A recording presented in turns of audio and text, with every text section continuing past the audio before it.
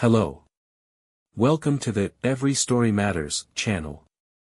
I'm sure this story will impress you and leave you wanting more.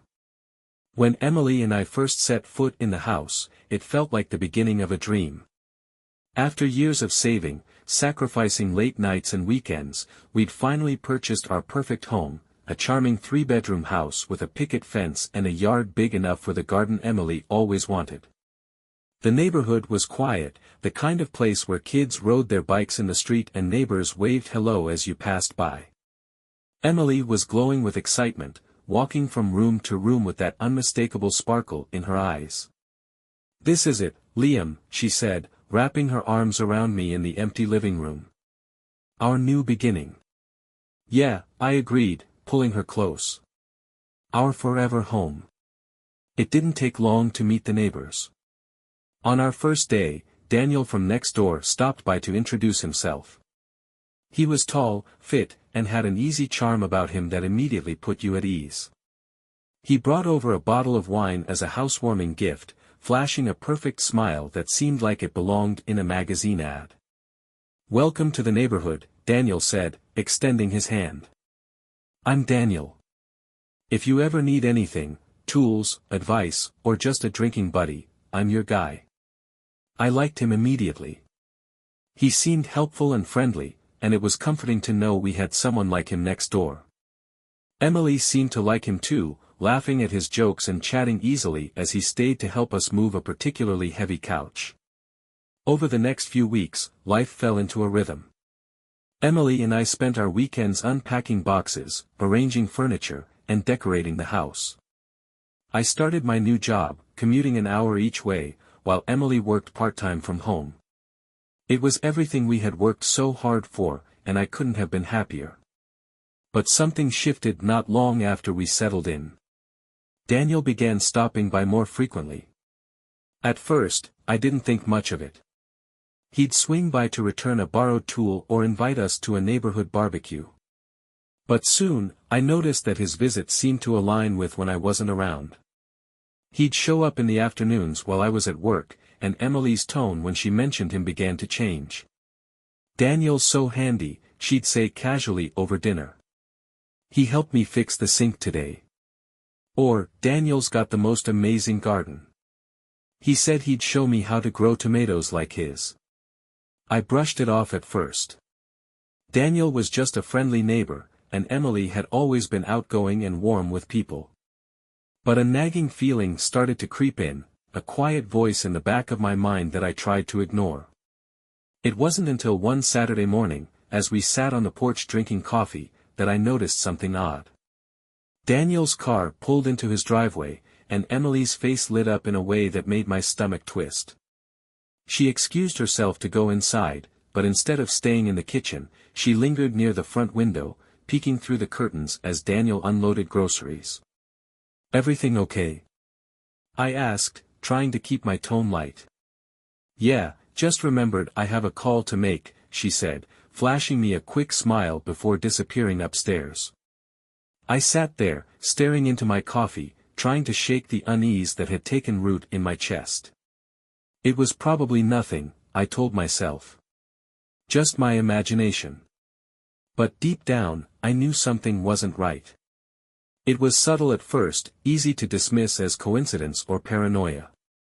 Emily's behavior didn't shift dramatically overnight, but the little things began to add up. She started dressing more carefully, even when she was just staying home. She'd linger in front of the mirror a little longer, fixing her hair or reapplying lipstick before Daniel's impromptu visits. I tried to tell myself she was just being friendly, that she was adjusting to life in a new neighborhood. But then, the little things became harder to ignore. One afternoon, I came home early from work. My manager had given us a rare half-day, and I thought it would be a nice surprise to spend the afternoon with Emily. As I pulled into the driveway, I noticed Daniel's car parked next door. Nothing unusual there, he was always around. What caught my attention was Emily's laughter floating through the open living room window. I stepped inside, setting my keys on the counter as quietly as possible. The sound of her voice, light and carefree, drew me to the kitchen.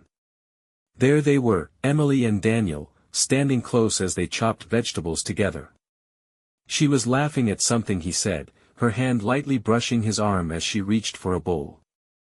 They didn't notice me at first. I watched them for a moment, my stomach tightening.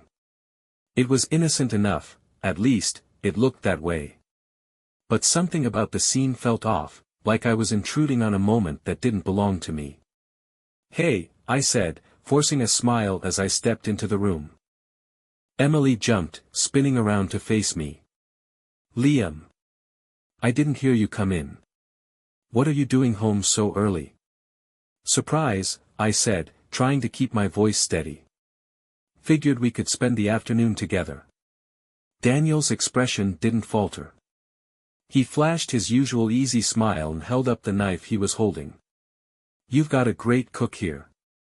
Emily's been teaching me how to make her famous stir-fry."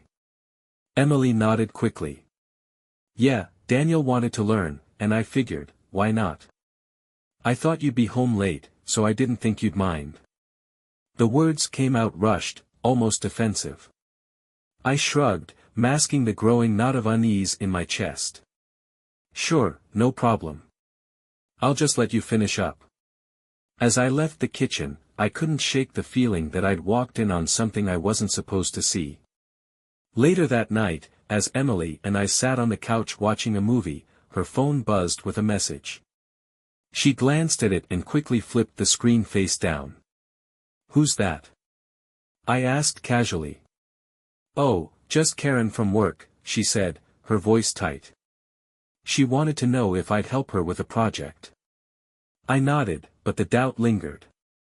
I didn't press her, telling myself that I was just being insecure. Yet the image of her and Daniel laughing in the kitchen replayed in my mind, refusing to fade. The next few weeks brought more moments like that. Emily seemed more distracted, spending more time in the backyard or by the window that faced Daniel's house. She'd excuse herself from conversations with vague explanations or suddenly decide to take a walk around the block at odd hours. Each time I asked if something was wrong, she'd brush it off with a quick smile and tell me I was imagining things. But I wasn't imagining it. I could feel the distance growing between us, an invisible wall I couldn't climb. It wasn't until one late evening, as I lay in bed staring at the ceiling, that I made a decision. I'd find out the truth, whatever it was, and I'd confront her. Even if it meant shattering the life we'd built together. The night I decided to uncover the truth was a restless one. Emily was fast asleep beside me, her breathing soft and even, but I couldn't find any peace. My mind churned with doubts and questions. I told myself I'd been overreacting, that Emily had always been outgoing and friendly. But the uneasy feeling gnawed at me, refusing to let go. The next morning, while Emily was out grocery shopping, I began my quiet investigation. It started innocently enough. I walked into the kitchen and opened her laptop, telling myself I just wanted to check something, anything, to reassure me that my suspicions were unfounded. But the device was locked, and the password she'd once shared with me no longer worked. That was the first sign. As I paced the house, I kept replaying moments in my head, her hurried explanations, the way she'd linger near the window, and the odd times she'd suddenly leave the house. Then I noticed something I hadn't paid attention to before, a small wooden box on her desk in the study. It was locked, too, but the key lay carelessly in her drawer. My hands trembled as I opened it. Inside, I found a second phone. My pulse quickened. I turned it on, and the screen lit up, displaying no passcode. It struck me as strange that she'd take the trouble to lock her laptop but not this phone. Then again, maybe she didn't think I'd ever find it. As I scrolled through the device, a sickening weight settled in my stomach. The gallery was filled with explicit photos and videos. Some were of Emily, ones I'd never seen before, but others weren't so innocent. There were messages, too, mostly from Daniel. Each text was worse than the last. Asterisk, can't stop thinking about yesterday. You're incredible. When can I see you again? Liam still at work? It's our little secret, babe. My hands shook as I read through the threads, piecing together a timeline of betrayal. This wasn't just a fling. It was calculated, deliberate. Emily had been using this phone to keep her secret life hidden, thinking I'd never find out.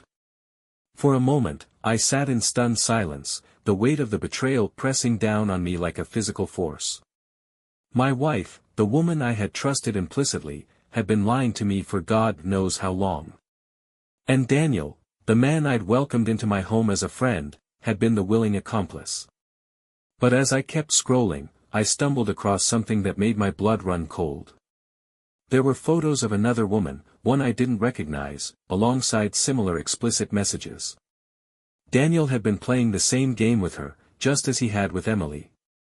A string of texts revealed details about the woman's husband, suggesting Daniel had used the same tactics to manipulate and deceive yet another family. It wasn't just an affair. Daniel was a predator, systematically targeting women in vulnerable situations. I set the phone down, my mind racing. I wanted to confront Emily right then and there, to demand answers and make her explain how she could betray me so completely. But something held me back. If I exploded now, I'd lose the chance to uncover the full extent of what was happening. I needed evidence, not just to protect myself, but to expose Daniel for what he truly was. As I put the phone back in the box and returned everything to its place, I felt a newfound clarity. My marriage might already be in ruins, but I wasn't going to let Daniel walk away unscathed. Whatever his endgame was, I was going to make sure it backfired. Emily's betrayal was devastating, but Daniel's deceit was the key to unraveling it all. By the time Emily came home, I had a plan. I would play my role as the clueless husband, just long enough to gather the evidence I needed. If Daniel thought he could manipulate and destroy my life, he was in for a rude awakening. The next step in my plan was to confirm what I already suspected about Daniel. If he was playing the same game with other women, I needed to know the extent of his deceit. One afternoon, while Emily was out, I decided to visit another neighbor, Claire. She lived a few houses down and had been friendly with both Emily and Daniel since we moved in. If anyone knew more about Daniel's activities, it would be her. Claire welcomed me in with a warm smile, her toddler playing nearby with a pile of blocks. We exchanged pleasantries before I steered the conversation toward Daniel. "He's an interesting guy," I said casually. "Always so friendly. How well do you know him?" Claire's expression shifted slightly, her smile faltering. "Oh, Daniel. Yeah, he's outgoing, isn't he?" "He is," I agreed. "Almost too outgoing. Has he ever, I don't know, crossed any lines?" Her hesitation spoke volumes. "Why do you ask?" I leaned in slightly, lowering my voice. "Between you and me, I've noticed some odd behavior. Just trying to figure out if it's just me or if there's more to it." Claire sighed, glancing toward the window as if checking to see if anyone was listening. "Look, I don't want to get involved, but Daniel's not exactly the perfect neighbor he seems to be. Well, let's just say you're not the first person to notice something odd." "What do you mean?" I pressed. She hesitated again, but then her words came tumbling out. "There's been whispers, you know. About him, getting too close to certain people. I've heard rumors, but nothing concrete. Just, be careful, okay?" Her warning confirmed what I already knew: Daniel was more than just a charming neighbor. He was dangerous, and I was about to expose him for who he truly was. Emily moved to the kitchen, the words became clearer. "You're really sure he doesn't suspect anything?" Daniel asked, his tone low and conspiratorial. Emily hesitated. "I don't think so. He's been acting normal, at least." Daniel chuckled. "Good. Let's keep it that way." The conversation shifted after that, but it was enough. I had them. The trust I'd once had in my wife was shattered completely, replaced by a simmering rage. But I couldn't let it consume me, not yet. This was bigger than just Emily and me. If Daniel was playing the same game with other families, I needed to expose him for who he truly was. That weekend, I made another trip, this time to the local police station. Armed with the recordings, the messages from Emily's hidden phone, and the information I'd uncovered about Daniel's past, I laid everything out for the detective. She listened intently, her expression growing more serious with each piece of evidence I presented. "This is significant," she said finally. "We'll need to look into this further, but if what you're saying is true, he's been running this kind of scam for years." "And Emily?" I asked, my voice cracking despite my efforts to stay composed.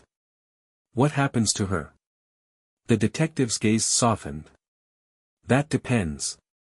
If she's a willing participant, there could be consequences. But if she's been coerced or manipulated, it's a different story." I nodded, my resolve hardening. Whatever it took, I was going to see this through. Daniel had fooled me once, but I wouldn't let him get away with it again. The visit to the police station felt like a turning point, but it was just the beginning. The detective, Officer Lynn Hayes, assured me that they'd look into Daniel's past and his activities in the neighborhood. But as I left, I realized that waiting for the wheels of justice to turn wasn't enough. I needed to keep gathering evidence to ensure that Daniel couldn't slip away again.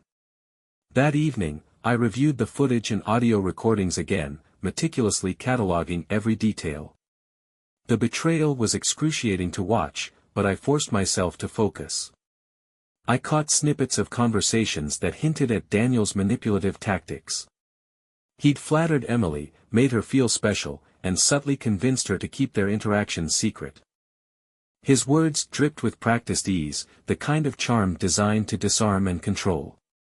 As I pieced everything together, I couldn't help but wonder how many others had fallen into his trap. The messages on Emily's hidden phone suggested there were at least a few other women in his web, but I needed to confirm it. I decided to take a calculated risk. The next day, I waited until Emily left for her usual yoga class and then made my move. Daniel's house was always meticulously kept, with a perfectly manicured lawn and pristine windows. It was almost too perfect, like the man himself. I walked over, trying to look casual, and rang the doorbell. When Daniel answered, his expression shifted from surprise to his signature grin. "Liam. What a surprise. What can I do for you?" I forced a smile. "Hey, Daniel. I've been meaning to ask. I'm planning some upgrades around the house, and I heard you're good with tools. Think you could give me some pointers?" He hesitated for a split second before nodding. "Of course, happy to help. Come on in." Inside, his house was as spotless as the outside. The decor was minimal but tasteful, with a few framed photos on the walls. I scanned them quickly, noting that none included any family or long-term relationships. He kept things intentionally ambiguous, I realized, no roots, no ties. A perfect setup for someone who thrived on deception. As Daniel led me to his garage to show off his tools, I subtly engaged him in conversation. "You've been in this neighborhood a while, right?" I asked, feigning curiosity. "A couple of years," he said, opening a cabinet filled with neatly arranged equipment. "It's a great place. Quiet, friendly neighbors. People like you and Emily make it even better." His words were smooth, but I caught the slight edge of calculation in his tone. I nodded, pretending to admire the tools as I scanned the garage for anything out of place. My eyes landed on a laptop sitting on a workbench. It wasn't locked or powered off, just sitting there as if waiting for me to notice it. "Nice setup," I said, gesturing toward the laptop. "What do you use that for?" "Work stuff." "Yeah, mostly," he replied, his tone nonchalant. "Keeps me organized." I filed the information away, already planning how I might gain access to it. After a few more minutes of idle conversation, I thanked him for his help and left, my heart pounding. I knew I was walking a fine line, but I couldn't afford to play it safe. Daniel's casual arrogance was his weakness, and I planned to exploit it. That evening, I reached out to Claire again, this time with a more direct approach. "Claire," I said, once we were seated in her living room. "I need to know everything you've heard about Daniel. Anything, no matter how small." She hesitated, glancing at her toddler playing nearby. "Liam, I don't want to cause trouble. But, there have been rumors. A few of the women in the neighborhood have, well, they've mentioned him being a little too friendly. One of them, Jessica, moved out suddenly last year. No one knows why, but she told me once that Daniel made her uncomfortable." "Uncomfortable how?" I pressed. Claire lowered her voice. "She didn't say much, but she hinted that he'd gotten involved in her marriage somehow. It's just, he's charming, but there's something off about him." Her words added another layer to the picture I was building. Daniel wasn't just targeting women, he was systematically dismantling lives. That night, as I sat in my car reviewing the recordings again, I made a decision. It was time to confront Emily. Not with anger or accusations, but with the truth. I needed her to see Daniel for who he really was. If there was any part of her that still cared about me, about us, I had to believe she'd come to her senses. And if she didn't, well, I was prepared for that, too. The night I decided to confront Emily was heavy with tension. She came home later than usual, her hair slightly disheveled and a faint blush on her cheeks. I watched her closely as she walked into the living room, setting her bag on the counter with the ease of someone who had no idea what was coming. "Hey," I said, my voice calm but firm. "We need to talk." She froze for a fraction of a second, then turned to face me with a smile that didn't quite reach her eyes. "Of course. What's up?" I gestured to the couch, and she sat down, her hands clasped tightly in her lap. I took a seat across from her, my heart pounding in my chest. For a moment, I just stared at her, trying to reconcile the woman I'd fallen in love with years ago with the person sitting in front of me now. "Emily," I began, "I know about you and Daniel." Her smile vanished, replaced by a flicker of panic. "I don't know what you're talking about," she said quickly, her voice trembling. I leaned forward, locking eyes with her. "Don't lie to me." I found the phone. "I've seen the messages, the pictures, the videos. I know everything." For a moment, she just stared at me, her face pale. Then, as if a dam had broken, she started to cry. "Liam, I didn't mean for this to happen. Didn't mean for what to happen. I demanded. For you to cheat on me. To lie to me. To throw away everything we've built. It's not like that," she sobbed, burying her face in her hands. I was lonely, okay? You're always at work, and Daniel, he made me feel special. I didn't know how to stop. Lonely? I repeated, my voice rising. You could have talked to me, Emily. You could have told me how you were feeling. Instead, you turned to him. She shook her head, tears streaming down her face. I'm sorry, Liam. I never wanted to hurt you. I took a deep breath, trying to rein in my anger. It's not just me you've hurt. Do you even know who Daniel really is? What he's done to other families? Her brow furrowed in confusion. What are you talking about? I reached for my laptop, opening the folder where I'd stored all the evidence I'd collected. One by one, I showed her the messages, the videos, and the recordings. Then, I brought up the information I'd found about Daniel's past, the lawsuits, the accusations, the women who'd been left in ruins. He's a predator, Emily, I said, my voice cold. He targets women, manipulates them, and then moves on to the next victim. You're just another pawn in his game. She stared at the screen, her face a mix of shock and horror. I didn't know, she whispered. He said he cared about me. That he understood me. He's a liar, I snapped. And now, because of him, our marriage is hanging by a thread. Emily's tears came harder, and she reached for my hand, but I pulled away. Liam, please, she begged. I'll end it. I'll never see him again. Just, don't give up on us. I stood, pacing the room as I tried to think clearly. Part of me wanted to forgive her, to believe that we could rebuild what had been broken. But another part of me, the part that had spent weeks unraveling Daniel's web of lies, wasn't so sure. This isn't just about ending it with Daniel, I said finally. It's about trust, Emily. And right now, I don't know if we can ever get that back. Her sobs quieted, and she looked up at me, her eyes red and puffy. What are you going to do? I met her gaze, my resolve hardening. First, I'm going to make sure Daniel pays for what he's done. And then? I don't know. But things can't go back to the way they were. The weight of my words hung in the air, and for the first time, Emily seemed to truly grasp the damage she'd caused. She nodded slowly, her voice barely above a whisper. I'll do whatever it takes, Liam. Just tell me how to fix this. I didn't respond. There were no easy answers, no simple fixes. All I knew was that the battle wasn't over yet, and the next move was mine to make. After the confrontation with Emily, I felt both relief and exhaustion. Finally, the truth was out in the open, but the fallout had only begun.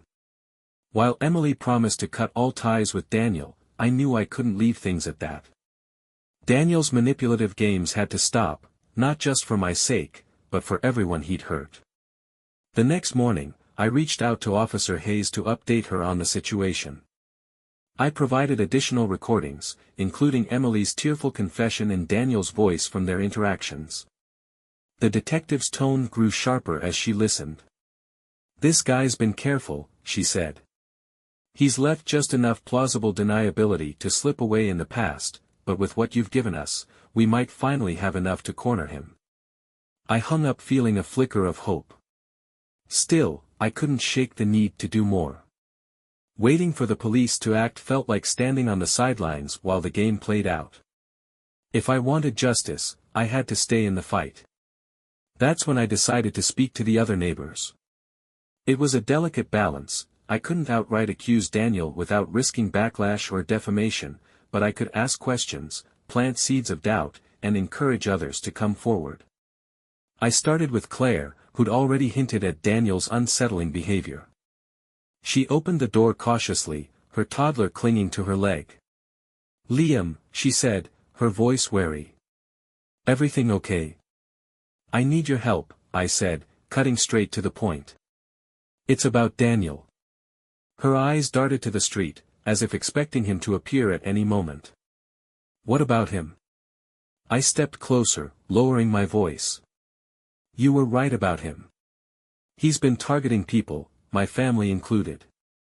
I've taken this to the police, but they need more evidence. If you know anything at all, it could make a difference. Claire hesitated, then sighed. I don't have proof, she said. But there were incidents. My husband caught him lingering too close to our backyard once, watching me while I gardened. When we confronted him, he laughed it off, said he was admiring the landscaping. After that, my husband refused to let me be alone with him. I nodded, grateful for her honesty. That helps, I said. And if you hear of anyone else who's had issues with him, please let me know. Over the next few days, I pieced together more stories from neighbors who were willing to talk. A pattern began to emerge. Daniel would charm his way into people's lives, gain their trust, and then exploit their vulnerabilities. Some women admitted, with shame and anger, that he'd crossed boundaries with them too. Others spoke of strained marriages and financial troubles that seemed to follow his involvement. What struck me most was the mix of fear and embarrassment in their voices. Daniel's victims weren't just manipulated, they were made to feel complicit in their own downfall. That's what gave him power, and what made him so dangerous. By the end of the week, I'd gathered enough testimony to strengthen the case against him. I passed everything on to Officer Hayes, who assured me that they were building a solid file. But even as I handed over the evidence, I couldn't shake the sense that Daniel wasn't finished. He'd slipped through the cracks before, and I had no doubt he'd try to do it again. That suspicion was confirmed one evening when I returned home to find Emily sitting on the porch, her face pale and drawn. She held her phone in her hands, staring at the screen as if it might bite her. "What is it?" I asked, sitting down beside her. She handed me the phone without a word. It was a message from Daniel. "I know you told him. Big mistake, Emily. You've put us both in danger. If you want to fix this, meet me tomorrow. Alone." My blood ran cold as I read the words. Daniel wasn't just manipulative, he was threatening her now. I looked at Emily, her eyes brimming with tears. "I'm scared, Liam," she whispered. "What if he—" I placed a hand on her shoulder, trying to steady my own nerves. "He won't. We won't let him." That night, I called Officer Hayes again, sharing the latest development. She advised me to keep Emily safe and avoid direct contact with Daniel. They'd been monitoring him closely, she said, and this might be the slip they needed to bring him down. Still, I couldn't shake the feeling that we were running out of time. Daniel was cornered, and a cornered predator was always the most dangerous. Whatever his next move was, I knew it wouldn't be subtle. And I knew we had to be ready. The message from Daniel changed everything. It wasn't just a game of manipulation anymore, it was a direct threat. As much as I wanted to confront him head-on, I knew that playing into his hands would only give him the upper hand. Instead, I focused on protecting Emily and making sure the authorities had everything they needed to take him down. Officer Hayes called the next morning with an update. "We're preparing a warrant to search his property," she said. "But we'll need Emily to stay strong and not engage with him. Any contact could compromise our case." I relayed the message to Emily, who nodded, her face pale but resolute. "I won't talk to him," she said. "But what if he shows up here?" "Then we call the police," I said firmly. "He's not going to intimidate us anymore." We spent the day on edge, waiting for the next move. Emily stayed close, her phone turned off to avoid any further messages. I busied myself by double-checking the locks and reviewing the evidence I'd collected. It felt like preparing for battle, and in many ways, it was. By evening, the tension reached its peak. As we sat in the living room, trying to distract ourselves with a movie, there was a loud knock at the door.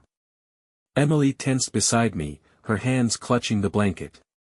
"Stay here," I whispered, standing and moving toward the door. Peeking through the peephole, I saw him.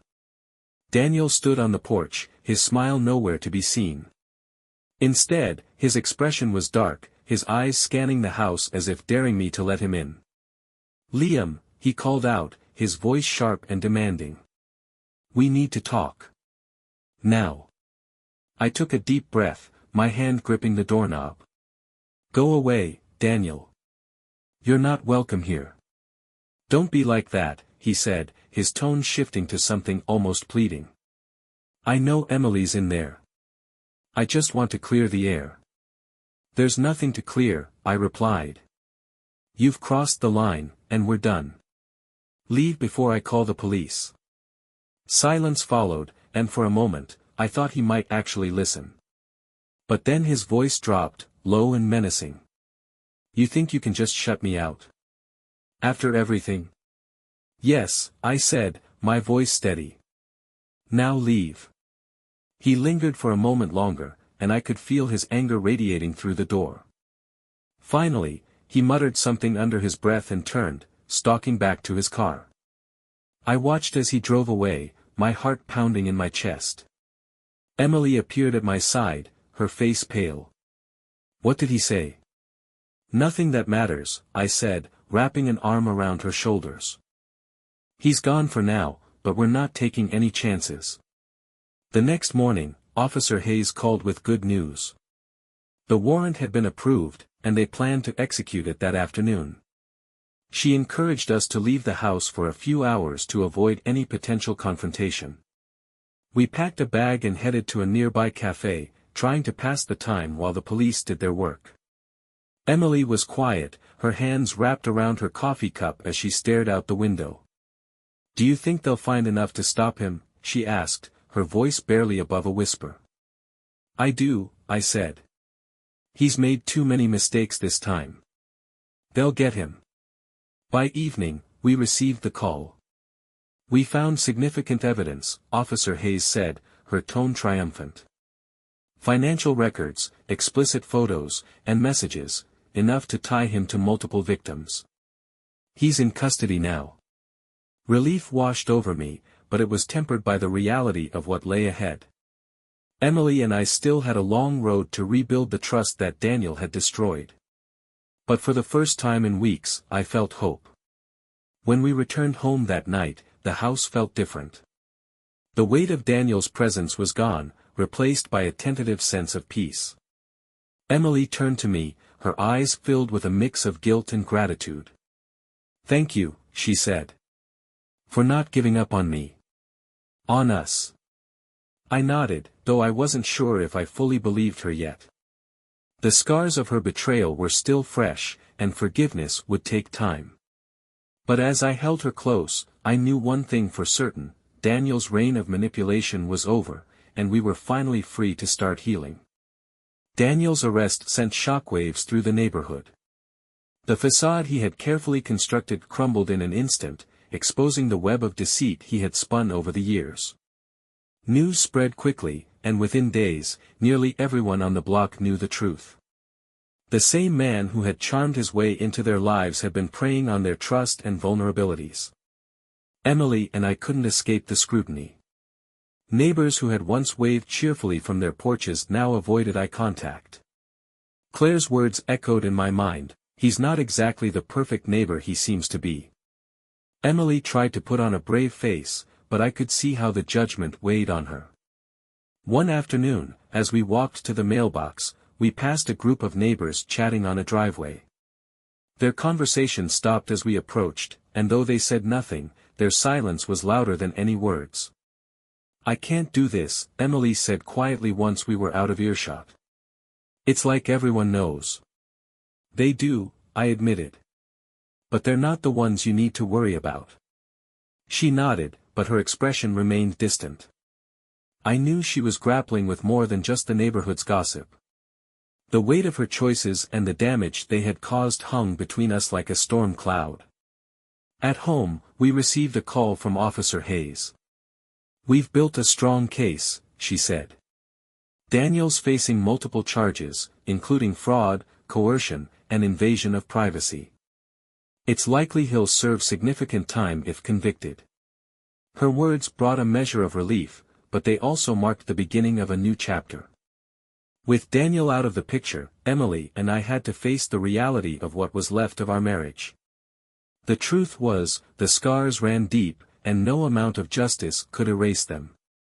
That evening, Emily sat across from me at the kitchen table, her hands trembling as she folded and unfolded a napkin. "Liam," she began, her voice barely audible. I don't know how to fix this." I sighed, leaning back in my chair. "I don't either. But I know it starts with honesty."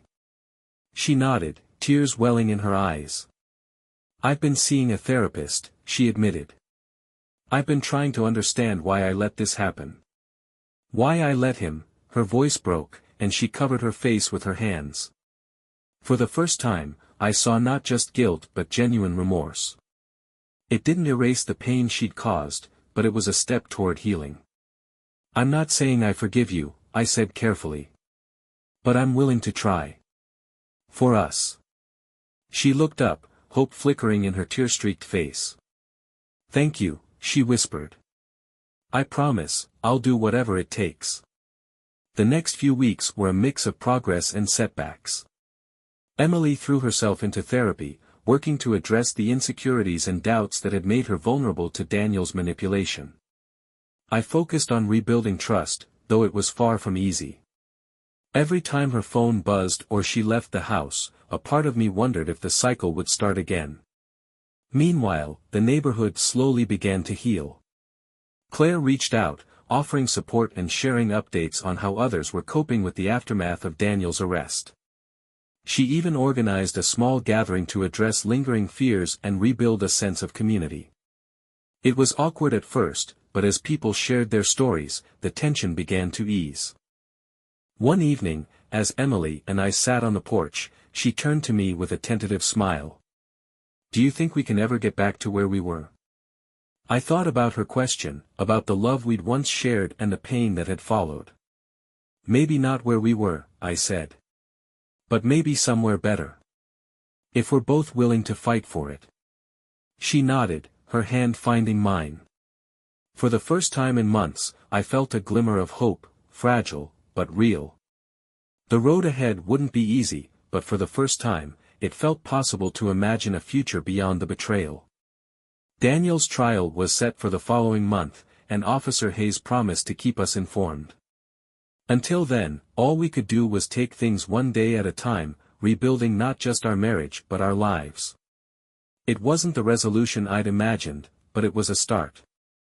And for now, that was enough. The day of Daniel's trial arrived with a sense of anticipation and dread. Emily and I sat in the courtroom, surrounded by others who had fallen victim to his manipulation. The atmosphere was heavy, filled with whispers and stolen glances as people recounted their experiences. For many, this was their first time coming face to face with the man who had caused so much pain. When Daniel entered the courtroom, flanked by his lawyers, he looked different. The confident charm he had wielded so expertly was gone, replaced by a stoic mask. Still, I couldn't shake the feeling that he believed he could talk his way out of this. It was that arrogance, that belief in his own invincibility, that had allowed him to operate unchecked for so long. The prosecution presented a mountain of evidence, financial records showing Daniel's fraudulent schemes, testimonies from neighbors who'd been manipulated, and, most damning of all, the recordings I'd provided. Watching the footage play out on the screen was both validating and painful. It was proof of his guilt, but it also forced Emily and me to relive the betrayal.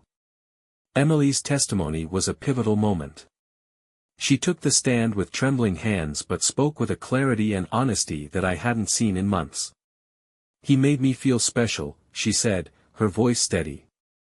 "Like I was the only one who understood him. But it was all a lie. He used my insecurities to manipulate me, and in the process, he destroyed my marriage and my trust in myself." Her words hung in the air, and for the first time, I felt a flicker of pride. She wasn't just taking responsibility, she was standing up to the man who had tried to control her. The defense tried to paint a different picture, one of misunderstandings and exaggerated claims. They argued that Daniel's actions were those of a misunderstood man whose intentions had been misconstrued. But the evidence was overwhelming.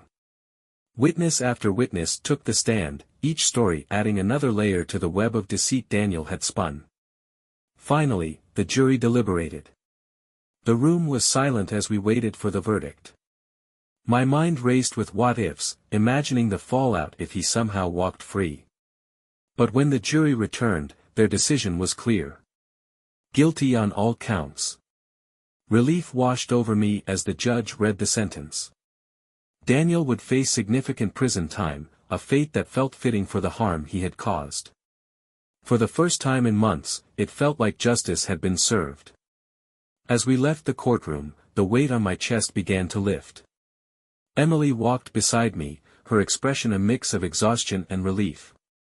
She reached for my hand, and this time, I didn't pull away. "It's over," she said quietly.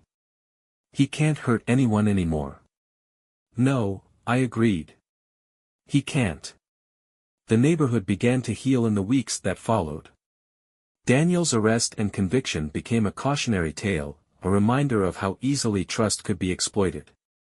Neighbors who had once avoided each other now came together, united by a shared sense of resilience. Claire's gatherings became a regular occurrence, a way to rebuild the sense of community that Daniel had nearly destroyed. For Emily and me, the journey was far from over. The scars of betrayal didn't fade overnight, and rebuilding our marriage required patience and effort. But the trial had given us something invaluable: closure.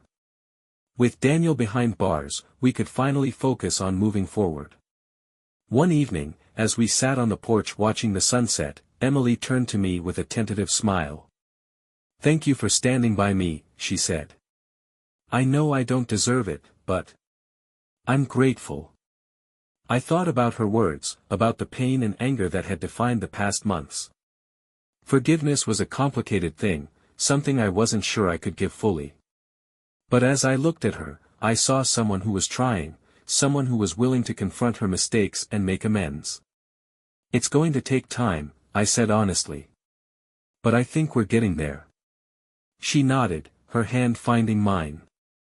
And for the first time, I felt a sense of peace, not just for us, but for the life we were beginning to rebuild. In the months following Daniel's conviction, life took on a different rhythm. The neighborhood settled back into a sense of normalcy, though the memories of what had happened lingered like faint echoes. People were more cautious now, their trust harder to earn, but there was also a newfound solidarity. What had once been a loosely connected community had transformed into something stronger. Emily and I continued the hard work of rebuilding our marriage. It wasn't easy, there were days when the past felt like an insurmountable weight. But with therapy and open communication, we found a way to move forward. She was transparent about her thoughts and feelings in a way she hadn't been before, and I worked on letting go of the anger that had taken root in my heart. One afternoon, as I was tending to the garden, Claire stopped by. She held a tray of cookies and a tentative smile. "Thought you could use a break," she said, setting the tray on the patio table.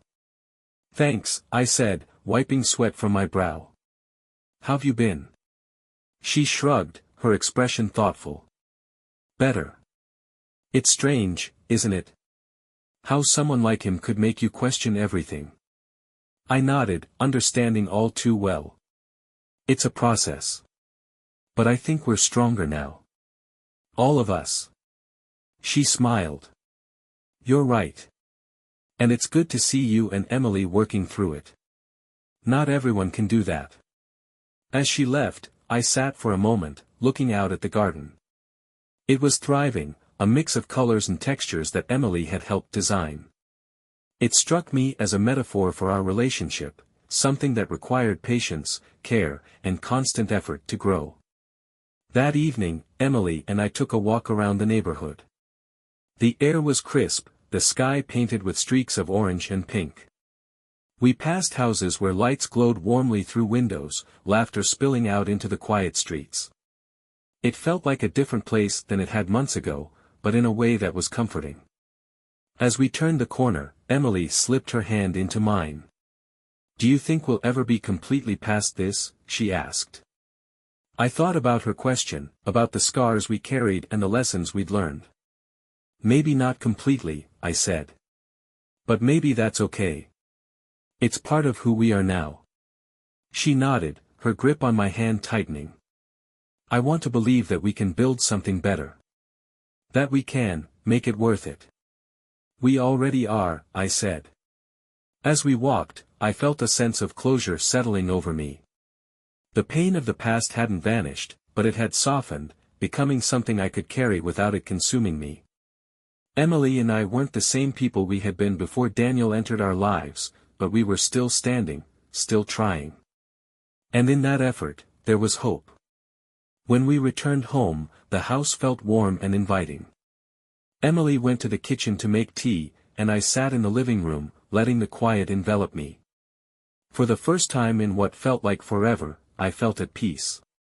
The road ahead was still uncertain, but it was ours to walk. Together.